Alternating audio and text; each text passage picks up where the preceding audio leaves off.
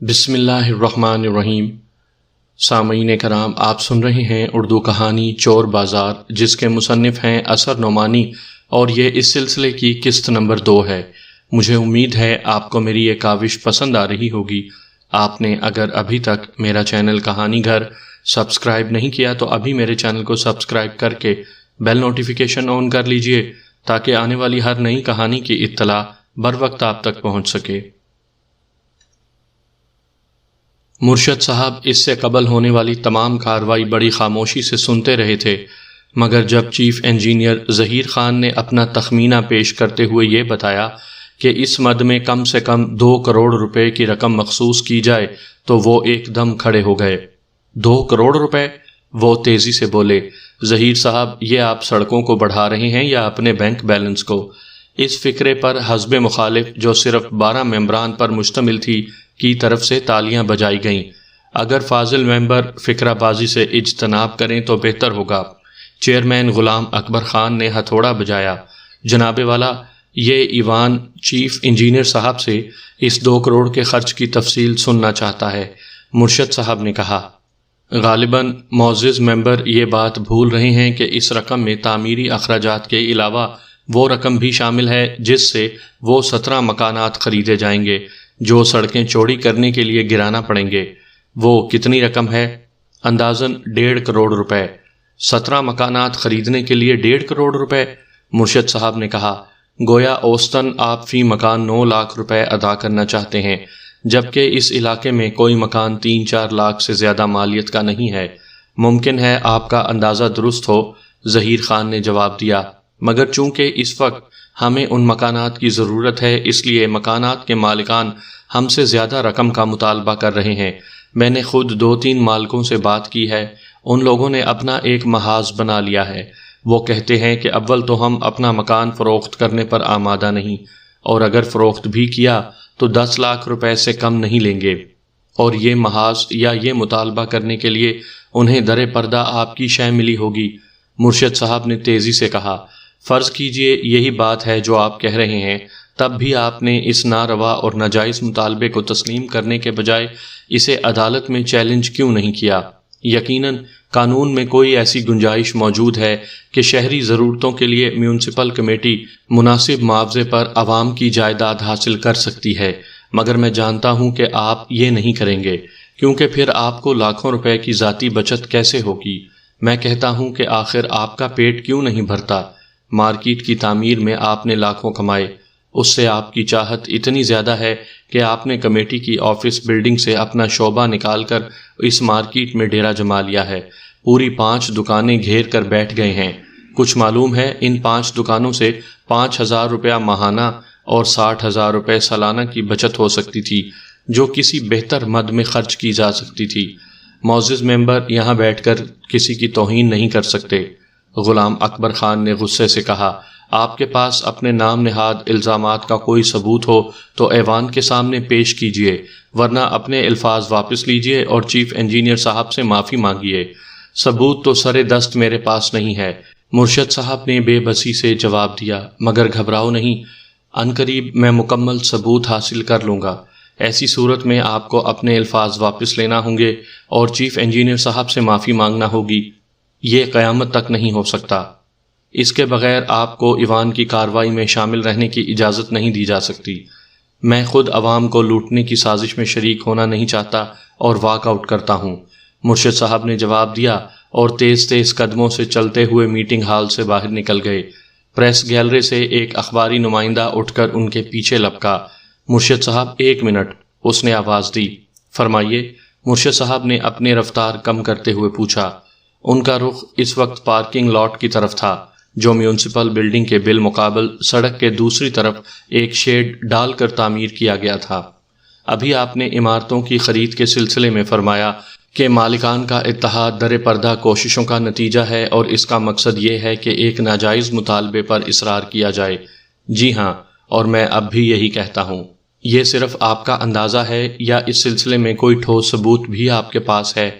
کیا بغیر ٹھوس ثبوت کے عقل انسانی کوئی بات تسلیم نہیں کر سکتی؟ خدا کو کس نے دیکھا ہے، صرف عقل سے ہی پہچانا ہے۔ آپ خود نہیں سوچ سکتے کہ آخر کمیٹی کے مقابلے میں ایک جائز شہری ضرورت کے لیے اپنے 20-25 ہزار کے مالیت کی مکانوں کی قیمت 60 ہزار مانگنے کی ہمت ان کے اندر کہاں سے آئی؟ جب تک کوئی اوپر سے انہیں اشارہ کرنے والا نہ ہو وہ ایسی حرکت نہیں کر سکتے تھے۔ ممکن ہے آخرکار آپ ہی کا اندازہ درست ثابت ہو۔ رپورٹر کچھ سوچ رہا تھا۔ مرشد صاحب اس وقت فٹ پاتھ سے اتر کر سڑک پار کرنے لگے تھے۔ رپورٹر ان سے کوئی 2 قدم پیچھے تھا۔ اچانک کچھ فاصلے پر کھڑا ہوا ٹرک حرکت میں آیا۔ رپورٹر نے ایک نظر مرشد صاحب پر ڈالی اور گھوم کر واپس جانے کا ارادہ کیا ہی تھا کہ اس نے ٹرک کو تیزی سے مرشد صاحب کی طرف جھپٹتے دیکھ لیا۔ ٹرک غلط سمت سے آ رہا تھا، اس لیے مرشد صاحب کی توجہ اس کی طرف نہیں تھی، وہ دوسری جانب دیکھ رہے تھے۔ بالکل سر پر پہنچ کر ٹرک ڈرائیور نے ہارن دیا۔ ظاہر تھا کہ ایک بلائے ناگہانی کو اتنے قریب دیکھ کر مرشد صاحب کو حواس باختہ ہو ہی جانا چاہیے تھا، مگر اسی لمحے رپورٹر نے ان کا بازو پکڑ کر اپنی جانب کھینچ لیا۔ ٹرک ایک زناٹے کے ساتھ قریب سے گزرتا ہوا اگلے موڑ پر نظروں سے اوجھل ہو گیا۔ رپورٹر نے اس کی نمبر پلیٹ پڑھنے کی کوشش کی مگر وہاں مٹی تھپی ہوئی تھی۔ تم نے دیکھا؟ مرشد صاحب ہانپتے ہوئے چلائے۔ اب وہ بزدل میری جان لینے پر اتر آیا ہے۔ کیا مطلب؟ رپورٹر چونکا۔ آپ یہ تو نہیں کہنا چاہتے کہ یہ واقعہ اتفاقی نہیں ارادی تھا؟ میں اس سے بھی آگے بڑھ کر یہ کہنا چاہتا ہوں کہ غلام اکبر کے اشارے پر یہ سب کچھ کیا گیا ہے۔ وہ اب اپنے انجام سے گھبرا کر میری زندگی ختم کر دینا چاہتا ہے۔ مرشد صاحب نے مٹھیاں کستے ہوئے جواب دیا، مگر میں اتنی آسانی سے مرنے والا نہیں، میں اس کی شیطانیت کا پردہ چاک کر کے ہی رہوں گا۔ YMCA کلب فیروز گنج کا واحد کلب تھا۔ یہاں اکثر شام کو معززین شہر سیر و تفریح کے لیے آتے رہتے تھے۔ اختر کو کوئی دوسری مصروفیت درے پیش نہیں تھی، چنانچہ وہ شام کو کلب کی طرف آ گیا۔ اس نے کلب کے بار میں مرشد صاحب کو تنہا کافی پیتے دیکھا۔ کچھ دیر تک انہیں دیکھتا رہا، پھر کسی فیصلے پر پہنچتے ہوئے ان کی میز کی طرف چلا۔ السلام علیکم، اس نے مسکراتے ہوئے کہا۔ وعلیکم السلام۔ مرشد نے سوالیہ نظروں سے اس کی طرف دیکھا۔ میرا نام اختر ندیم ہے اور میں ایک پرائیویٹ سراغ رساں ہوں۔ اختر نے اپنا تعارف کروایا۔ دارالحکومت سے ایک کیس کی تحقیقات کے سلسلے میں فیروز گنج آیا ہوا ہوں۔ تو پھر اگر آپ اجازت دیں تو میں یہاں بیٹھ جاؤں؟ اختر نے کرسی کی طرف اشارہ کیا۔ ہال میں بہت سی کرسیاں خالی ہیں، میں آپ سے کچھ باتیں کرنا چاہتا ہوں۔ کس سلسلے میں؟ کل رات ٹاؤن ہال میں بھی موجود تھا، اختر نے بتایا۔ تو پھر میں کیا کروں؟ اپنے پیشے کے سلسلے میں مجھے بے شمار لوگوں کو، ایسے لوگوں کو جو بظاہر کچھ نظر آتے ہیں اور اندرونی طور پر کچھ ہوتے ہیں، قریب سے دیکھنے اور ان کی سیرت و کردار کو پرکھنے کا موقع ملا ہے، اور یہاں کے چیئرمین صاحب مجھے اس اعتبار سے بڑے دلچسپ محسوس ہوئے ہیں۔ اگر آپ نے کل رات جو کچھ کہا تھا اس پر سنجیدگی سے یقین بھی رکھتے ہیں تو میرا خیال ہے کہ شاید میں آپ کی اس سلسلے میں کچھ مدد کر سکوں۔ مرشد صاحب کئی لمحے تک اسے غور سے دیکھتے رہے۔ بیٹھ جائیے، آخر انہوں نے کہا۔ شکریہ۔ اختر کرسی گھسیٹ کر بیٹھ گیا۔ آپ میری کیا مدد کر سکتے ہیں؟ مرشد صاحب نے پوچھا۔ جیسا کہ میں نے بتایا کہ میں سراغ رساں ہوں، میرا کام تحقیقات کرنا ہے۔ آپ چاہیں تو میں آپ کے لگائے ہوئے الزامات کی تحقیقات کر سکتا ہوں۔ اس سے کیا فائدہ ہوگا؟ یہ کہ اگر آپ کے الزامات واقعی درست ہیں تو پھر ابھی تک جو بات بغیر کسی ثبوت کے آپ کہہ رہے ہیں اس کے بعد اس کا ثبوت بھی دے سکیں گے۔ ثبوت کی مجھے پرواہ نہیں، مرشد صاحب نے جواب دیا۔ میری اپنی کوششیں اس بارے میں بہت جلد کامیاب ہونے والی ہیں۔ مجھے اپنے ایک خط کا جواب کا انتظار ہے۔ اگر وہ جواب میرے اندازے کے مطابق ہوا تو پھر مجھے کسی مزید ثبوت کی ضرورت نہیں رہے گی۔ ایک ویٹر ٹرے میں شراب کے 2 گلاس اٹھائے قریب سے گزرا۔ پتہ نہیں اسے ٹھوکر لگی یا کیا کہ وہ ٹرے کو گرنے سے بچانے کی کوشش میں مرشد صاحب کے اوپر آ رہا۔ شراب کے گلاس ٹرے میں لڑک گئے اور ٹرے ٹیڑھی ہوئی تو وہ ساری شراب مرشد صاحب کی قمیض اور کوٹ پر گر گئی۔ معافی چاہتا ہوں جناب، ویٹر نے جلدی سے کندھے پر پڑے ہوئے رومال سے کوٹ صاف کرتے ہوئے کہا۔ بالکل ہی اندھے ہو کر چلتے ہو، مرشد صاحب نے شراب کی ناگوار بدبو پر منہ بناتے ہوئے غصے سے کہا۔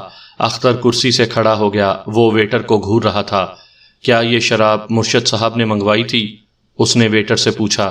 جی نہیں، ویٹر نے جواب دیا، یہ ایک اور صاحب کا آرڈر تھا، وہ کیبن میں بیٹھے ہیں۔ تو کیبن میں جانے کے لیے تم نے اس طرف سے گزرنا کیوں ضروری خیال کیا؟ اختر نے سخت لہجے میں سوال کیا۔ مجھے اس میز پر ایک صاحب کو بل بھی دینا تھا، ویٹر نے گھبرا کر جواب دیا۔ بل جیب سے نکالنے کی کوشش میں ہی ٹرے کا توازن خراب ہو گیا تھا۔ میں ایک مرتبہ پھر معافی چاہتا ہوں۔ وہ جلدی سے آگے بڑھ گیا۔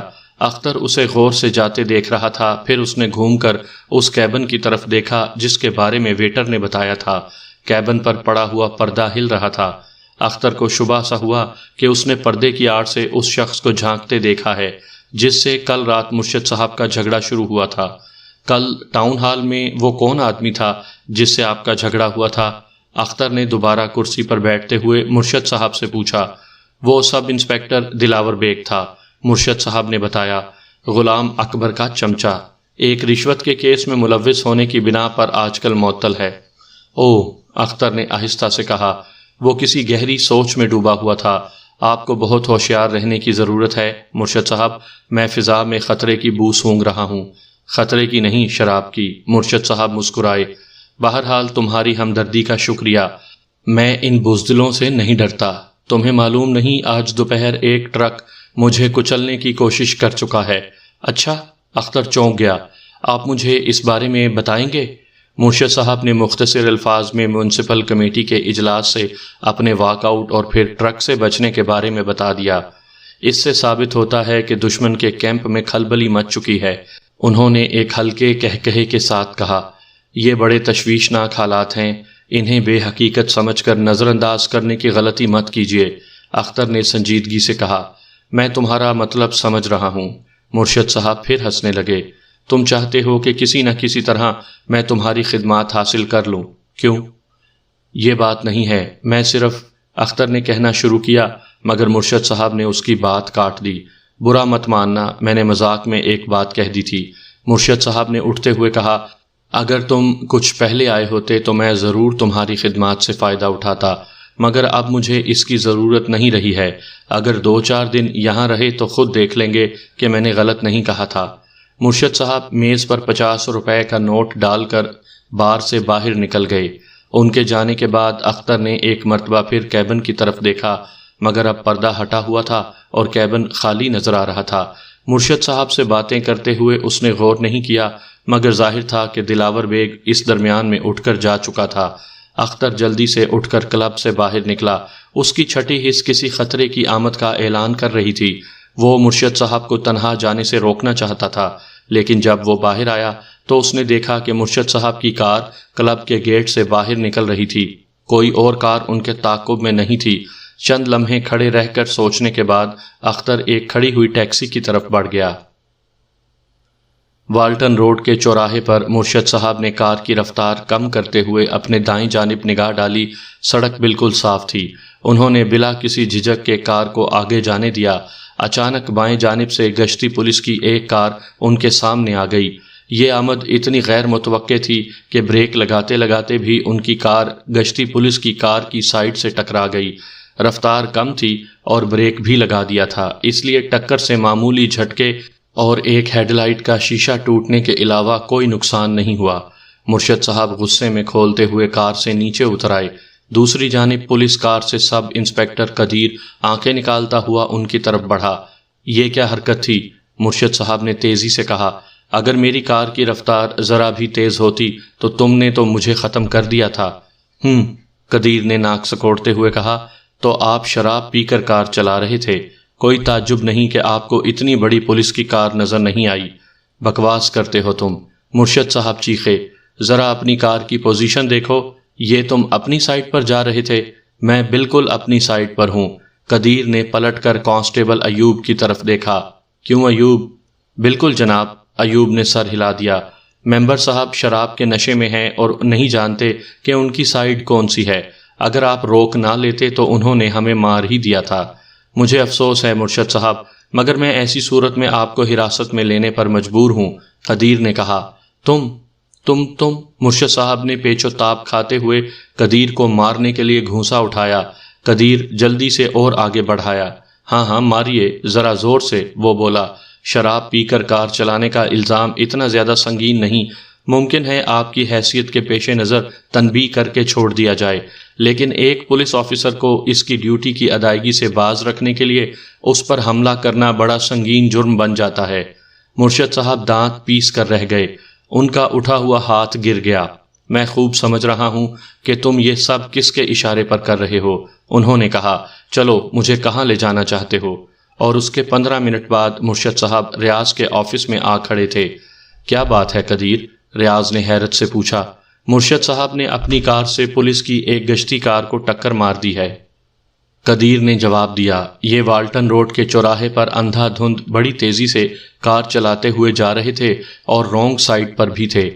وہ تو کہیے خیریت ہو گئی کہ میں نے کار روک لی، پھر جب میں نے اتر کر دیکھا تو ان کے منہ سے شراب کی بو آ رہی تھی۔ میں نے ان سے گزارش کی کہ اس شہر کا ایک معزز شہری اور کمیٹی کا ممبر ہونے کی حیثیت میں آپ کو ٹریفک کے قوانین کا خیال رکھنا چاہیے تھا۔ اس پر انہوں نے آپے سے باہر ہوتے ہوئے مجھ پر حملہ کر دیا۔ خوب پیٹ بھر کر جھوٹ بولو، مگر تم میرا کچھ نہیں بگاڑ سکتے، مرشد صاحب نے تل ملاتے ہوئے کہا اور ریاض کی طرف دیکھ کر بولے، انسپیکٹر میں مطالبہ کرتا ہوں کہ اسی وقت میرا ڈاکٹری معائنہ کروایا جائے اور فوراً کسی مجسٹریٹ کے سامنے پیش کیا جائے۔ اس کے بغیر اگر تم نے مجھے حوالات میں بند کرنے کی کوشش کی تو یاد رکھو صبح بہرحال ہوگی، اور صبح ہونے تک کے بعد تم اس کرسی پر نظر نہیں آؤ گے۔ آپ تشریف تو رکھیے، ریاض نے نرم لہجے میں کہا۔ میں نے کب کہا کہ میں آپ کو حوالات میں بند کر رہا ہوں؟ مرشد صاحب بیٹھ گئے۔ تو آپ کو سب انسپیکٹر قدیر کے لگائے ہوئے الزامات سے انکار ہے؟ ریاض نے پوچھا۔ قطعی انکار ہے۔ پھر یہ شراب کی بو آپ کے منہ سے کیسی آ رہی ہے؟ یہ کلب میں ویٹر کی غلطی سے میرے کپڑوں پر گر گئی تھی۔ کیا خوب، قدیر طنزیہ انداز میں بولا۔ نہ جانے کتنے لوگ کلب جاتے ہیں، ان میں سے کسی کے کپڑوں پر شراب نہیں گرتی، مگر مرشد صاحب کے کپڑوں پر شراب گر گئی۔ یوں ہی صحیح، مگر میں پوچھتا ہوں کہ آپ نے شراب منگوائی ہوگی جب ہی گری ہوگی نا؟ جی نہیں، وہ ٹرے میں شراب کے گلاس رکھے کسی اور گاہک کے لیے لے جا رہا تھا۔ ہمیں اس پر بحث کرنے کی ضرورت نہیں ہے، یہ بات تو ڈاکٹری امتحان سے ثابت کی جا سکتی ہے، ریاض نے کہا۔ اچھا، آپ نے قدیر پر حملہ بھی کیا تھا؟ صرف گھونسا اٹھایا تھا، مارا نہیں تھا۔ اور آپ رانگ سائڈ پر تھے؟ بالکل نہیں، رانگ سائڈ پر پولیس کار تھی۔ گویا میں جھوٹ کہہ رہا ہوں؟ قدیر نے ریاض کی طرف دیکھا۔ کانسٹیبل ایوب خان بھی کار میں موجود تھا، آپ اس کا بیان لے سکتے ہیں۔ اس کی کوئی ضرورت نہیں، پیچھے سے ایک آواز آئی۔ سب کی نظریں دروازے کی طرف اٹھ گئیں، جہاں اختر کھڑا ہوا مسکرا رہا تھا۔ ریاض کرسی سے کھڑا ہو گیا۔ تم اس بارے میں کیا جانتے ہو؟ بہت کچھ۔ اختر قریب آ گیا۔ جس میں سب سے پہلی بات تو یہ ہے کہ مرشد صاحب کے کپڑوں پر شراب میرے سامنے گری تھی۔ میں اس وقت کلب میں نہ صرف موجود تھا بلکہ ان سے باتیں کر رہا تھا۔ شکریہ صاحبزادے، مرشد صاحب نے کہا، مگر تم نہ بھی آتے تب بھی ڈاکٹر رپورٹ میری سچائی ثابت کر دیتی۔ اور دوسری بات یہ کہ یہ نام نہاد ایکسیڈنٹ میرے سامنے ہوا تھا۔ اختر نے مرشد صاحب کی بات نظر انداز کرتے ہوئے بڑے اطمینان سے کہا۔ کیا؟ قدیر چونک گیا۔ تم کیا کہنے کی کوشش کر رہے ہو اختر؟ ریاض بے حد سنجیدہ تھا۔ میں تمہیں یہ بتا رہا ہوں کہ سب انسپیکٹر قدیر چوراہے پر پولیس کی گشتی کار لیے پہلے سے موجود تھا۔ رانگ سائڈ پر اس نے دانستہ مرشد صاحب کی کار کے سامنے آ کر ایک جعلی اور بناوٹی حادثہ ترتیب دیا۔ اس کا مقصد محض مرشد صاحب کو ایک جھوٹے الزام میں پھانسنا ہے۔ یہ میں نہیں کہہ سکتا کہ ایسا اس نے خود کیا تھا یا کسی کے اشارے پر، مگر یہ ایک ایسی بات ہے کہ اگر میں تمہاری جگہ ہوتا تو اس کی تحقیقات ضرور کرتا۔ یہ سراسر بہتان ہے، قدیر تیزی سے بولا۔ یہ شخص مرشد صاحب کا سکھایا پڑھایا معلوم ہوتا ہے۔ حادثے کے وقت اس کا دور دور تک پتہ نہیں تھا، پھر یہ حادثے کے بارے میں کیا جان سکتا ہے؟ جب کوئی اس طرح کی 420 کرنے لگا کرو سب انسپیکٹر، تو ذرا آس پاس دیکھ لیا کرو کہ کوئی تمہارے جرم کا گواہ تو موجود نہیں۔ اختر نے سخت لہجے میں کہا۔ میں ہی نہیں، وہاں ایک اور شخص بھی موجود تھا۔ کون؟ ریاض نے پوچھا۔ وہ ٹیکسی ڈرائیور جس کی ٹیکسی میں بیٹھا تھا اور جو اس وقت بھی باہر موجود ہے، اختر نے جواب دیا۔ بڑی عجیب بات ہے کہ تم کلب میں بھی مرشد صاحب کے ساتھ موجود تھے اور حادثے کے وقت بھی، ریاض نے کہا۔ آخر تم صاف صاف بات کیوں نہیں کرتے؟ اختر، مجھے محسوس ہو رہا ہے کہ جیسے تم مجھ سے کچھ چھپا رہے ہو۔ سب انسپیکٹر قدیر اب گھبرایا سا نظر آ رہا تھا۔ مرشد صاحب بڑی دلچسپی سے اختر کی طرف دیکھ رہے تھے۔ تمہیں معلوم ہے کہ آج دوپہر مرشد صاحب ایک ٹرک کے نیچے آنے سے بال بال بچے ہیں؟ اختر نے ریاض سے پوچھا۔ نہیں، مجھے بھی جب تک معلوم نہیں ہوا تھا اس وقت تک شاید میں کلب میں ویٹر کے مرشد صاحب پر شراب گرانے کے واقعے کو ایک اتفاق سمجھ کر نظر انداز کر دیتا، لیکن یہ معلوم ہونے کے بعد اور پھر یہ دیکھ کر کہ کل رات ٹاؤن ہال میں تمہارے جس معطل سب انسپیکٹر نے مرشد صاحب کو چھیڑ کر جھگڑا کیا تھا اور جو اس وقت بھی کلب کے کیبن میں موجود تھا اور ویٹر شراب اسی کے آرڈر پر لیے جا رہا تھا، میں نے یہ مناسب سمجھا کہ خود بھی مرشد صاحب کے پیچھے روانہ ہو جاؤں۔ مجھے صاف طور پر کسی سازش کی بو محسوس ہو رہی تھی اور واقعات نے ثابت کر دیا کہ میرا احساس غلط نہیں تھا۔ میری ٹیکسی مرشد صاحب کی کار سے چند گز کے فاصلے پر چلی آ رہی تھی۔ میں نے ٹیکسی میں سے دیکھا کہ ایک پولیس کار چوراہے کے قریب رانگ سائڈ پر کھڑی ہوئی ہے۔ جیسے ہی مرشد صاحب کی کار چوراہے پر پہنچی وہ حرکت میں آئی اور سامنے آ کر رک گئی۔ مرشد صاحب کی کار کی رفتار ذرا بھی تیز ہوتی تو ایک خوفناک حادثہ بالکل ممکن تھا۔ ریاض کو یقین ہو گیا کہ اختر بالکل سچ کہہ رہا ہے۔ اس نے قہر آلود نظروں سے سب انسپیکٹر قدیر کی طرف دیکھا۔ قدیر، کیا یہ سچ ہے؟ اس نے سخت لہجے میں پوچھا اور جواب میں قدیر نے بڑی عجیب حرکت کی۔ وہ کوئی جواب دیے بغیر تیزی سے ایڑیوں پر گھوما اور چل دیا۔ سب انسپیکٹر ریاض گرجا، مگر قدیر اس طرح جیسے اسے کسی کی کوئی پرواہ نہ ہو اطمینان سے چلتا ہوا آفس سے باہر نکل گیا۔ اسے تمہاری پرواہ نہیں ہے انسپیکٹر صاحب، اختر نے جیب سے سگریٹ نکال کر سلگاتے ہوئے کہا۔ اس کے سر پر کسی بڑے پیر کا سایہ ہے۔ میں تمہارا اشارہ سمجھ رہا ہوں، ریاض نے جواب دیا، مگر مجھے امید نہیں تھی کہ پولیس ڈپارٹمنٹ کو بھی اس سیاسی چپکلش میں گھسیٹنے کی کوشش کی جائے گی۔ وہ مرشد صاحب کی طرف گھوما۔ مجھے افسوس ہے مرشد صاحب کہ آپ کو خواہ زحمت ہوئی۔ میں اس بیماری کا علاج کرنے کی پوری کوشش کروں گا۔ امید ہے کہ آپ سر دست اس بات کو یہیں ختم کر دیں گے۔ یہ بات یہاں ختم نہیں ہوگی انسپیکٹر صاحب، مرشد صاحب نے اٹھتے ہوئے جواب دیا۔ صحیح معنوں میں تو اب بات شروع ہونے کا زمانہ آیا ہے۔ ویسے میں تمہارا اور خاص طور پر اختر صاحب کا مشکور ہوں، اگر یہ نہ ہوتے تو بات اتنی جلدی صاف نہیں ہو سکتی تھی۔ انہوں نے مسکرا کر اختر کی طرف دیکھا۔ ویسے میں تمہاری ناک کا معترف ہو گیا ہوں، تم نے خطرے کی بو پہلے ہی سونگھ لی تھی۔ آؤ چل رہے ہو؟ جی ہاں ضرور، اختر نے بھی مسکراتے ہوئے کہا اور ریاض سے مخاطب ہوا۔ اچھا دوست، اب کل ملاقات ہوگی، آنا ضرور، مجھے تم سے چند ضروری باتیں کرنا ہے، ریاض نے کہا۔ مرشد صاحب اصرار کر کے اختر کو اپنے گھر لے گئے۔ اس تمام جھگڑے میں رات کے 11 بج چکے تھے اور فرزانہ بڑی بے چینی سے اپنے والد کا انتظار کر رہی تھی۔ کار کا ہارن سن کر اس نے جلدی سے دروازہ کھولا اور مرشد صاحب کو دیکھ کر اطمینان کی گہری سانس لی۔ آج آپ نے بڑی دیر کر دی ابا جی؟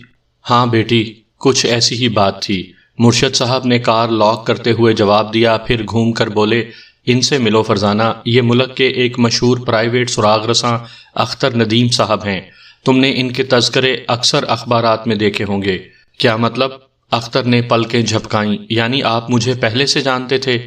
ہاں، مگر تم سے ملنے سے پہلے پرائیویٹ سراغ رسانوں کے بارے میں میری اتنی اچھی رائے ہرگز نہیں تھی، مرشد صاحب نے مسکراتے ہوئے کہا۔ آئیے اندر تشریف لائیے، فرزانہ نے کہا، میں ابھی چائے بنا کر لاتی ہوں۔ چائے نہیں، کافی بیٹی، مرشد صاحب بولے اور پھر اختر کا بازو پکڑ کر ڈرائنگ روم کی طرف بڑھ گئے۔ تھوڑی ہی دیر میں فرزانہ کافی لے کر آ گئی۔ کیوں بیٹی، اب تو نہ کہو گی کہ میں لوگوں سے بیکار ہی جھگڑتا رہتا ہوں؟ انہوں نے ایک گھونٹ بھرتے ہوئے کہا۔ آج تو انسپیکٹر ریاض بھی دل میں قائل ہو گیا ہوگا کہ میں جو کچھ کہتا ہوں وہ بے بنیاد نہیں ہے۔ میں سمجھی نہیں ابا جی، فرزانہ نے کچھ حیرت سے کہا۔ اس پر مرشد صاحب نے پورے دن کے واقعات مختصر طور پر اسے بتا دیے۔ تو اس سے یہ کہاں ثابت ہوا کہ غلام اکبر صاحب کے بارے میں آپ جو کچھ کہتے ہیں وہ درست ہے؟ فرزانہ سب کچھ سن کر بولی۔ بیٹی، یہ تو بات بڑی واضح بات ہے کہ قدیر نے جو کچھ کیا وہ غلام اکبر کے اشارے پر کیا، مرشد صاحب نے جواب دیا، اور غلام اکبر کا ایسی اوچھی حرکتوں پر اتر آنا یہ ثابت کرتا ہے کہ اب اسے یقین ہو گیا ہے کہ میں جلد ہی اس کا راز فاش کر دوں گا۔ ابا جی، میرا خیال ہے کہ آپ کچھ زیادہ ہی جذباتی بن کر سوچ رہے ہیں، فرزانہ نے کہا۔ میں تو دیکھ رہی ہوں کہ جب سے وہ چیئرمین ہوئے ہیں شہر کی حالت پہلے سے بہتر ہو گئی ہے، تعمیری کام کیے جا رہے ہیں، سڑکیں بن رہی ہیں، اسکول کھل رہے ہیں، ہسپتال تعمیر ہو رہے ہیں، صفائی کے انتظامات کی طرف بھی توجہ کی جا رہی ہے۔ یہ سب حزب مخالف کے دباؤ کا نتیجہ ہے۔ مرشد صاحب نے جواب دیا، اس کے علاوہ اگر یہ غلام اکبر کی حرکت نہیں تو قدیر کو مجھ سے کیا دشمنی ہے کہ اس نے مجھے ایک جھوٹے کیس میں پھانسنے کی کوشش کی؟ اس کا ایک جواب تو یہ دیا جا سکتا ہے کہ آپ کی شکایت پر سب انسپیکٹر دلاور بیگ کو معطل کیا گیا ہے۔ فرزانہ نے کہا، اس نے کل بھی آپ سے الجھنے کی کوشش کی، وہ آج بھی اختر صاحب کو کلب میں نظر آیا اور بظاہر اسی کے کہنے پر ویٹر نے شراب آپ پر گرائی۔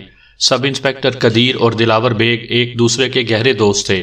کیا یہ ممکن نہیں ہو سکتا کہ دلاور بیگ نے اس طرح اپنا بدلہ اتارنے کی کوشش کی ہو؟ اختر نے چونک کر فرزانہ کی طرف دیکھا۔ وہ جو کچھ کہہ رہی تھی وہ یقیناً ایک ممکن بات تھی۔ دیکھ رہے ہو اختر میاں، مرشد صاحب نے شکایتی لہجے میں کہا، جب اپنے گھر میں دشمن کے دوست موجود ہوں تو انسان غیروں سے کیا شکایت کرے؟ میں آپ کے کسی دشمن کی دوست نہیں ہوں ابا جی، مگر میرا خیال ہے کہ آپ نے غلام اکبر صاحب کو خواہ اپنا دشمن سمجھ لیا ہے۔ فرزانہ نے سنجیدگی سے جواب دیا۔ دوسرے دن مرشد صاحب صبح ناشتے سے فارغ ہوتے ہی سیدھے چیئرمین غلام اکبر خان کے بنگلے پر جا پہنچے۔ بظاہر چیئرمین صاحب نے بڑی خندہ پیشانی سے ان کا استقبال کیا۔ مجھے آپ کی آمد سے اس وقت بڑی مسرت ہوئی ہے، انہوں نے مسکراتے ہوئے کہا۔ دیکھیے نا، الیکشن میں ہار جیت تو ہوتی ہی رہتی ہے، اور کوئی لاکھ دامن بچائے اس کے بغیر خیر خواہ جنہیں آپ چاہیں تو نادان دوست بھی کہہ سکتے ہیں، ہمدردی کے جوش میں اسے جتانے کے لیے کچھ غلط کام بھی کر جاتے ہیں، مگر بہرحال فیصلہ کن عنصر یہ نہیں ہوتا، اور ہمیں الیکشن کا نتیجہ سامنے آنے کے بعد خواہ وہ کچھ بھی ہو، سپورٹس مین سپرٹ سے کام لیتے ہوئے گزشتہ تلخیوں کو فراموش کر دینا چاہیے۔ مجھے یہ بات تسلیم کرنے میں قطعاً کوئی تامل نہیں ہے کہ آپ اپنی صلاحیتوں کی بنا پر غیر معمولی انسان ہیں، اور یہ اس شہر کے عوام کی خوش قسمتی ہے کہ ہماری میونسپل کمیٹی کو آپ کی خدمات حاصل ہیں، اور یقین کیجئے کہ اگر آپ تعاون کے اسپرٹ سے کام کریں تو حزب اختلاف میں ہونے کے باوجود آپ کے سپرد اہم ذمہ داریاں کی جا سکتی ہیں۔ کہہ چکے جو کہنا تھا؟ مرشد صاحب نے بڑی لاپرواہی سے پوچھا۔ کہنے والی باتیں تو زندگی بھر ختم نہیں ہوتیں، مگر آپ فرمائیں کہ آپ کیا کہنا چاہتے ہیں؟ میں صرف ایک بات کہنے آیا ہوں۔ ارشاد۔ پہلے تو تم یہ اچھی طرح سمجھ لو کہ میری اور تمہاری لڑائی الیکشن کی پیدا کردہ نہیں ہے۔ مجھے چیئرمین بننے کی کوئی خواہش نہیں تھی اور نہ ہی ہے۔ میں صرف اس لیے کھڑا ہوا تھا کہ میں تمہیں چیئرمین بننے کا اہل نہیں سمجھتا تھا۔ دوسرے الفاظ میں تمہارے خلاف اس لیے نہیں ہوں کہ میں الیکشن ہار گیا ہوں، بلکہ میری جنگ اصولی ہے۔ میں تمہیں خائن، راشی اور انتہائی غیر ذمہ دار آدمی خیال کرتا ہوں، اور اس وقت تک تمہارے خلاف لڑتا رہوں گا جب تک یا تو میں نہ رہوں یا تمہیں اس کرسی سے اٹھا کر میونسپل آفس سے باہر نہ پھینک دوں۔ اور کچھ نہ سہی، مگر آپ کی ہمت کی داد مجھے دینا پڑتی ہے۔ کسی کے گھر جا کر گالیاں سنانے کا یہ حوصلہ ہر شخص میں نہیں ہوتا۔ غلام اکبر نے بدستور مسکراتے ہوئے جواب دیا، مگر اب اس کی مسکراہٹ میں زہریلا پن آ گیا تھا۔ دوسری بات میں تمہیں یہ سمجھانا چاہتا ہوں، مرشد صاحب نے اپنی بات جاری رکھی، کہ تم سے میری مخالفت ذاتیات پر مبنی نہیں۔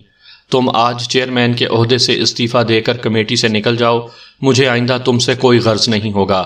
اسی طرح میں تم سے بھی کم اتنی شرافت کی توقع ضرور کرتا تھا کہ تم بھی اپنی مخالفت میں ذاتیات پر نہیں اترو گے، مگر مجھے افسوس کے ساتھ کہنا پڑتا ہے کہ تم ایک شریف دشمن بھی ثابت نہیں ہو سکے۔ آخر آپ کیا کہنا چاہتے ہیں؟ یہ کہ جو اوچھے ہتھ کنڈے تم میری زبان بند کرنے کے لیے اختیار کر رہے ہو، وہ مجھے تمہیں بے نقاب کرنے کی کوشش سے باز تو کیا رکھ سکیں گے؟ الٹا میرا عزم اور پختہ ہوتا چلا جائے گا۔ میں کیا ہتھ کنڈے استعمال کر رہا ہوں؟ غلام اکبر نے غصے سے پوچھا۔ سب سے پہلے تم نے مجھے ایک ٹرک سے کچلوانے کی کوشش کی، اس میں ناکام رہے تو مجھے اپنے پولیس کے چمچوں کی مدد سے ایک جھوٹے کیس میں پھانسنے کی سازش کی، مگر تمہاری یہ چال بھی الٹی ہو گئی۔